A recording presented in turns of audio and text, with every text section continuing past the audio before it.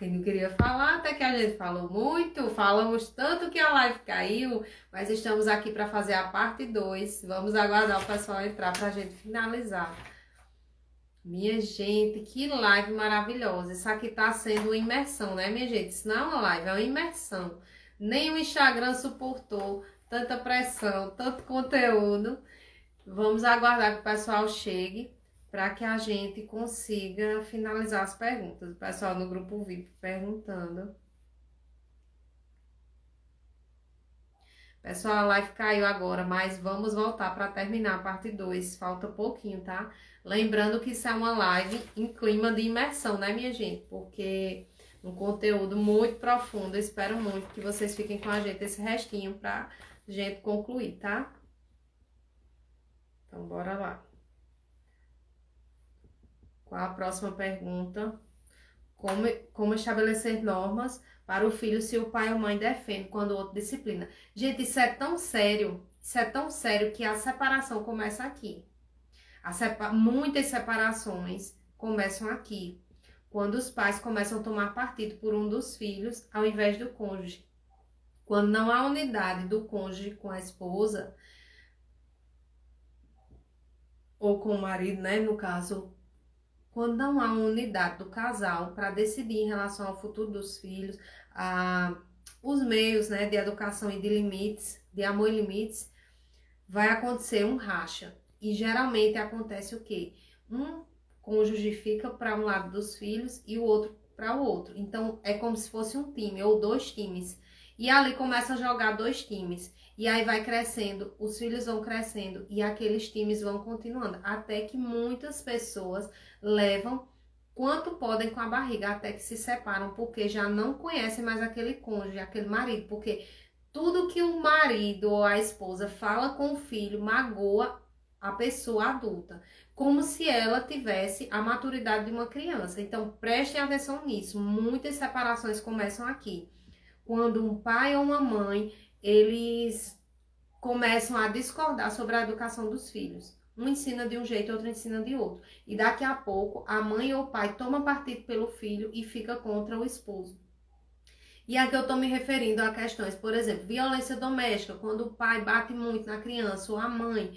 Enfim, eu não estou me referindo a isso, porque essas questões exageradas, elas precisam ser resolvidas e tratadas. E dependendo da situação, precisa realmente que haja um contato zero, que é o quê? Um afastamento do agressor, até que ele se trate, ou tem casos, né, que a pessoa não quer se tratar, mas precisa se afastar mesmo e se separar. Então, eu não estou falando desse tipo de coisa, mas eu estou falando de situações que acontecem o quê? Às vezes o marido é muito ignorante, aí vai lá dar uma pisa de corda no filho. Aí a mulher não concorda, mas ela não tem coragem de tomar providências, vamos dizer assim, no sentido de haver uma conversa séria, de dizer, ó, não dá pra gente continuar com tanta violência, não dá pra gente continuar com esse desrespeito, né? Então, não há uma conversa para se estabelecer um limite. Então, o que é que acontece? Se a pessoa não tem coragem de estabelecer um limite, ela começa a procurar meios de sobreviver diante daquela relação conflituosa. E ela faz o quê? Toma partido pelo filho e fica contra o cônjuge. Só que isso vai acontecendo um racha, porque os filhos vão crescendo inimigos dos seus próprios pais, né? No atendimento, eu fiquei muito horrorizada quando eu vi uma criança dizer que quando crescesse ia matar o pai e a mãe. E assim, isso é coisa terrível que a gente vê em jornais policiais. Mas acontece, porque muitas vezes nós estamos plantando coisas sem perceber. Ou estamos permitindo que outras pessoas plantem coisas ruins na vida dos nossos filhos sem perceber. E essa questão de times, pai e mãe, cada um seguindo um caminho, não dá certo. Próxima pergunta. Como lidar com a superproteção da sogra com o filho? Qual seria o limite? Essa Renato vai responder, porque, graças a Deus, esse problema eu não tenho. Eu não tenho, né? Eu não sei de... Porque, assim, esse era o meu maior medo, porque eu sabia, quando casasse, que eu viria morar vizinho, né, aqui aos meus sogros. Então, eu tinha muito medo. E durante o namoro e o noivado, a gente já conversava muito. Por isso que é importante, quem tá aqui ouvindo, que ainda é solteiro, que não casou, prestem atenção nos sinais, né, Renato? Um homem Aproveite, né, a fase do namoro para para conhecer, né? conhecer como ele age, O né? namoro é o quê? Você conhecer, né? Conhecer não é fisicamente, tá, minha É, gente? Conhecer fisicamente só se usava na Bíblia, no sentido depois que o povo casava. Mas conhecer você que é não casou conversar, né? ainda, né? Aí você chega lá, você vai prestar atenção como é o comportamento em casa, né? Dos pais dela, da pessoa. Então a fase do namoro é isso aí, é o conhecimento. Exatamente. Pois é, esse daí eu quero saber. Pois é, Erika, como é que a pessoa age? Por exemplo, é bem interessante, né? O noivo chegou na casa da noiva. Como é que ela tá? Né? Ela tá lá só preguiçando, como diz, e a mãe dela fazendo tudo sozinha. Ou o noivo, o namorado, como é que ele tá quando você chega na casa dele? Ele sempre tá sem fazer nada e a mãe fazendo tudo sozinha ou o pai fazendo tudo sozinho. Ele sempre está desempregado porque nem o emprego é bom, né? Nada agrada ele. Abandonou os estudos porque não se identificava, né? Tudo isso são sinais de que a pessoa não está madura o suficiente para enfrentar a vida. E se ela não estiver madura o suficiente para enfrentar a vida, que a vida tem dificuldades, né? Então ela não estará pronta para casar. E será um péssimo par. Você tem que observar muito, né? Observa esses Muito detalhes. mesmo. E tá muito na cara, né, Renato? É. Quando tu me conheceu, aí o que foi que tu observou? Vou aproveitar aí. É. Quero saber. Aí ó, você vai conhecer, aí eu chegar lá, eu via, né? Viviane, assim, desde que ela assim, me falava, né? Que trabalhava no mercadinho com o Ronaldo, né? E quando eu conheci ela, já trabalhava também na Rede Farma, estava estudando. Eu vi que era uma pessoa que estava querendo crescer também, né? Então, muito você tem que conferir isso. Assim, o comportamento dela com os pais, com o irmão Ronaldo, o respeito, né? Eu via que ela tinha respeito com o pai dela. Então, eu sei que comigo não seria diferente. Se eu chegasse lá, visse ela brigando com o pai dela, ia ser do mesmo jeito comigo. Então, você tem que observar. Tem que observar Exatamente. muito, porque não é uma coisa muito séria. É isso mesmo, gente. E aí, em relação aos pais dele, né, eu percebia que apesar de Renato respeitar muito os pais dele, ele, quando ia tomar alguma decisão, se aconselhava com os pais. Mas quando a gente começou a namorar já, e noivamos com 6 meses, né? Então, quando noivamos, nós já decidimos, nós vamos casar, né? E aí a gente já começou a se organizar para casar, né? A gente não tinha, assim, quando a gente se conheceu, né? Quando a gente noivou, que a gente começou, a gente não tinha iniciado a comprar nada, nem pensar. Tipo assim, eram planos, né? A gente se organizava como jovens solteiros, mas ajudávamos, assim, estávamos investindo nos estudos, em alguma coisa do tipo. E quando a gente decidiu, vamos casar, a gente começou a fazer os nossos planos juntos, né? Então, assim, de coisas que apareceram, por exemplo, moto, né, carros, coisas que apareciam que iam desvirtuar os planos da gente e já havia uma preocupação dele em combinar comigo, em concordar comigo sobre decisões importantes. Então ali eu comecei a ver que apesar dele respeitar os pais, dele levar em consideração a opinião deles para decisões grandes como, né, a gente sempre costuma fazer, mas ele tinha autonomia em resolver as coisas, né? Ele já era uma pessoa que tinha uma independência emocional, né, em relação a isso. E isso é muito importante, né? A questão da dependência emocional é o quê? Como aqui colocou, como lidar com a superproteção da sogra com o filho. O filho é quem precisa, né? Se ele quer casar, se ele quer constituir uma família, ele é quem precisa ser homem, né? Ele precisa demonstrar que está maduro para viver uma vida, enfrentar a vida, né? Nós estamos numa geração de muitos jovens e assim, pessoas já assim, 40, 50 anos que nunca saíram da casa dos pais porque escolheram isso. Então é muito importante vocês jovens pensarem, será que esse namorado, será que esse noivo, qual é o plano dele? Será que para ele tá bom ficar na casa dos pais até os 40, 50 anos?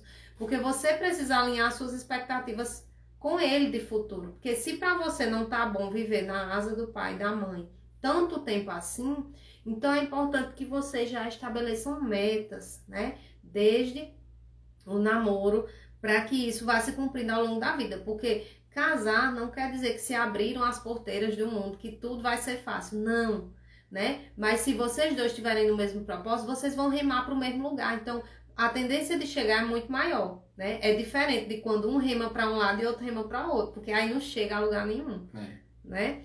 Então, eu acho que como lidar com a superproteção da sogra com o filho é tendo respeito, sabedoria, né? E se já casou, né? Como diz o pastor Cláudio Duarte, chupa essa manga. Se já casou, né? Aprenda a fazer a limonada. Né? Aprenda a fazer a limonada. Aí, se já casou, qual é a questão? Incentivar, né? Eu acho que o incentivo ao homem é muito importante. Às vezes as mulheres são boas em criticar, em desmerecer, em ironizar, né? Em dizer, isso aí não serve para nada, isso aí não faz nada. Mas quando a gente incentiva, diga aí, Renata, incentivar o marido é uma coisa importante ou não é? Muito importante. Pois é, como auxiliadoras que Deus nos criou para ser, o incentivo, o apoio é muito importante. Então, anotem essa aí. A questão das finanças nós já falamos. A questão do orçamento. Bora lá. E essa que é a cereja do bolo, né? Conflitos entre genros e sogros, o que fazer? Minha gente, por que se tem esse conflito, né? Geralmente a gente busca querer uma solução para uma coisa que está aparente. Se você entrar mais a fundo, você vai descobrir que existe uma causa. Qual é a causa? Existe uma necessidade de haver divergência de pensamentos o tempo todo, né? É estranho. Existe alguma coisa mais profunda. Existe o quê? Ciúme dos pais? Existe o quê? Dependência financeira desses pais, desses sogros? Existe o quê? Intromissão, porque os sogros querem que vocês vivam do jeito que eles querem. Então, assim, quando casou, como a Bíblia diz, deixará, né? Pai e mãe e uniciar sua mulher, e serão os dois uma só carne. Então, esse deixar é no sentido de ter um afastamento até emocional, assim, no sentido de dependência, né? Cortar o cordão umbilical. Cortar o cordão umbilical, que aí depois a gente, em outros momentos, a gente vai explicar passo a passo como se faz isso, né? E, tipo assim, é a vida de vocês. A vida do casal, ela precisa ser bem resolvida e ela precisa ter maturidade para não estar levando tudo para os sogros. Muitos sogros têm problemas com os genros porque os próprios filhos vão lá e contam: mãe, ele fez isso comigo. Ou, pai, ela faz isso comigo, ela é ruim, ela não faz a comida pra mim. Ainda bem que Renato nunca reclamou, né? Nunca foi fazer um 0800 lá na mãe dele. Mãe, Viviane não fez isso, aquilo outro. Mas já imaginou se fosse fazer? Não ia ser uma situação chata? Ia. Então, minha gente, procurem a causa, vocês vão encontrar. A causa não é o que está aí aparecendo. A causa é algo mais profundo. Pode ser ciúme, pode ser uma competição do genro ou da nora querer fazer tudo como antes, quando a pessoa era solteiro, tinha. E não precisa existir essa competição, porque, Renato, me diga uma coisa, a vida de solteiro vai ser igual à vida de casado? Não. Nunca vai ser igual. A esposa vai ser igual à mãe? Nunca vai ser igual, porque nós exercemos papéis diferentes. Do mesmo jeito, o sogro, a sogra, entendeu? Então, assim, nós não competimos. E muita gente tá errando nisso, tá? Competindo com o sogro, competindo com o genro, com mãe, com pai. Por isso que tá dando esse angu aí, cheio de caroço. Bora lá. Contudo, casou, contudo, ainda mora na casa dos pais. O que fazer? Então, o ideal, Renato, qual é? Quando é que a gente casa? O ideal é quando tá tudo pronto, né? Quando você conquista a sua casa, né?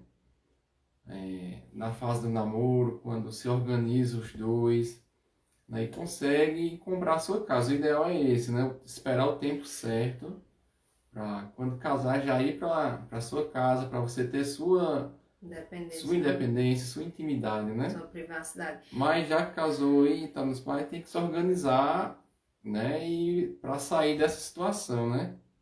E aí uma coisa interessante também, hoje a gente tá vendo uma questão da modernidade, né? Que muitas pessoas, às vezes, vivem ainda de aluguel com os próprios pais e pensam, meus pais nunca conseguiram comprar uma casa própria, ou nunca conseguiram construir. Se eu for ficar esperando e eu nunca conseguir também, então quer dizer que eu nunca vou me casar, né? Então existem N situações. Às vezes a pessoa não tem condições, não vê jeito de conseguir ter um lugar para morar próprio, né?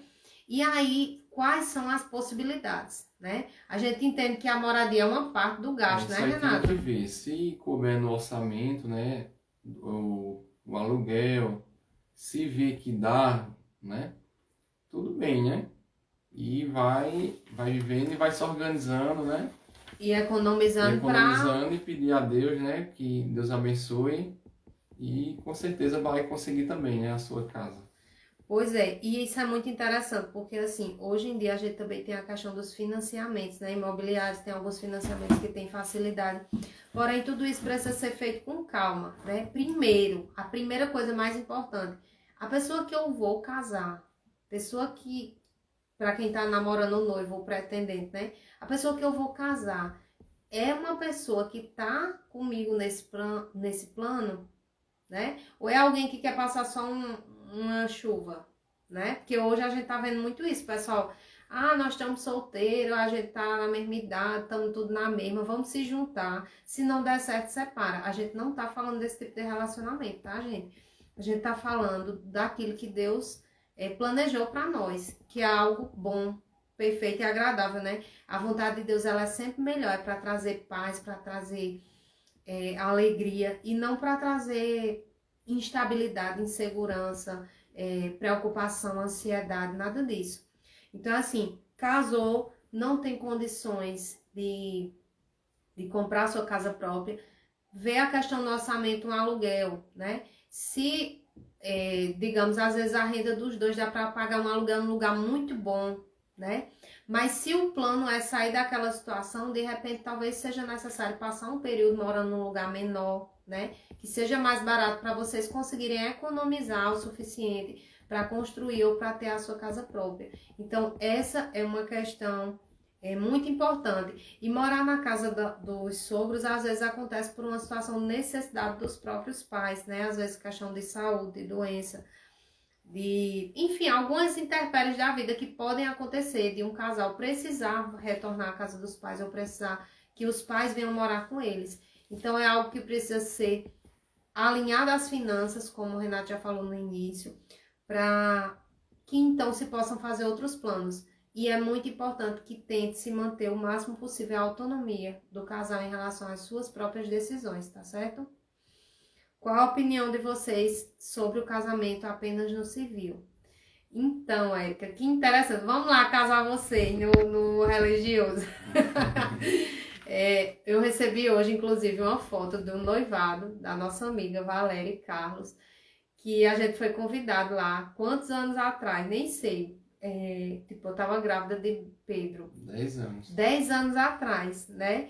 E foi tão interessante, porque foi tão incrível aquele momento que Deus preparou. E hoje eles estão casados, felizes, né? E lembram, recordam daquele dia como hoje, né? Aquele dia que aparentemente não tinha convidados de fora, era só a família, a gente. E na presença de Deus ali nós oramos e entregamos ao Senhor.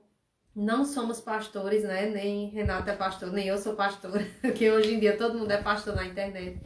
Mas, como servos de Deus, diante do Senhor, nós apresentamos ali aquela família que estava se iniciando. E depois eles casaram, né? No civil, casaram também na cerimônia religiosa. E para glória de Deus, né? Estão felizes. E aí, o que é que eu acho sobre casamento no civil? O casamento no civil é o casamento oficial, né? O casamento pela lei. É muito importante que a gente entenda que se a gente está casando, a gente não precisa ter medo de casar no civil, que chama-se casar no papel, né? Que muita gente diz. Por quê? Porque se um cônjuge acontece qualquer coisa com o outro, né? Quem está casado no civil está casado oficialmente perante a lei. Ou seja, perante a lei dos homens, né?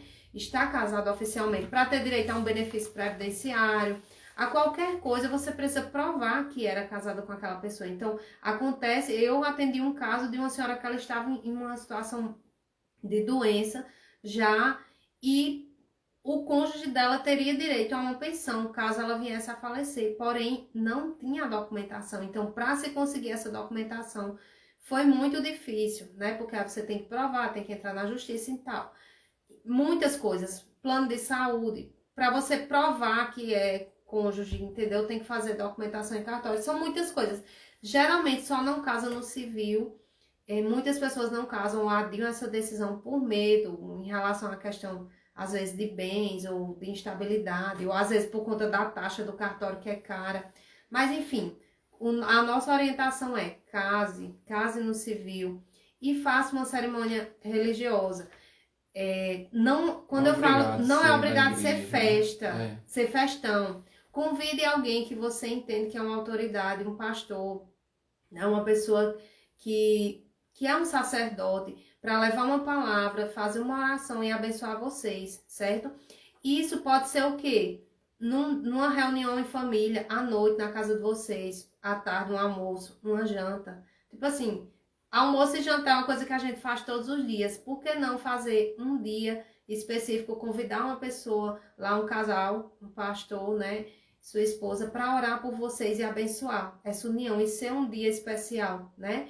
Então, é muito simples fazer isso. É porque a cultura que a gente vive é de festança, de grandes coisas. E as pessoas pensam, se eu casar assim, e fulano ou ciclano souber que eu casei e não convidei, vão ficar com raiva de mim. Mas vocês não podem pensar assim. Vocês precisam pensar o que Deus vai ficar, o que é que Deus pensa a respeito do casamento, né? No Éden, Deus fez o casamento só com Adão e Eva, né? Ali, aquela união.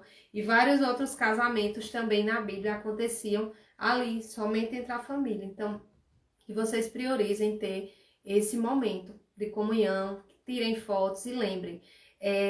Minha irmã casou, o casamento dela teve poucos convidados, né, Kécia?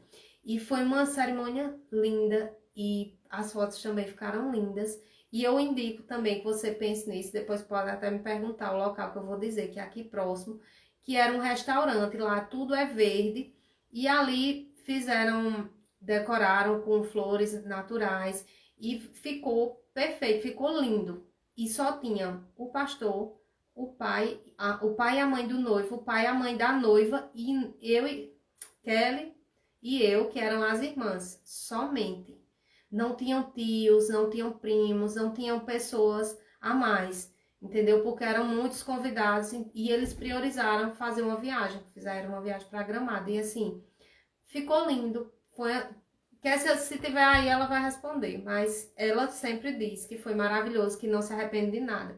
E assim, na época que a gente casou, né, ainda tinha outra visão, né? Acabamos convidando muitas pessoas, foi para 200 pessoas, enfim.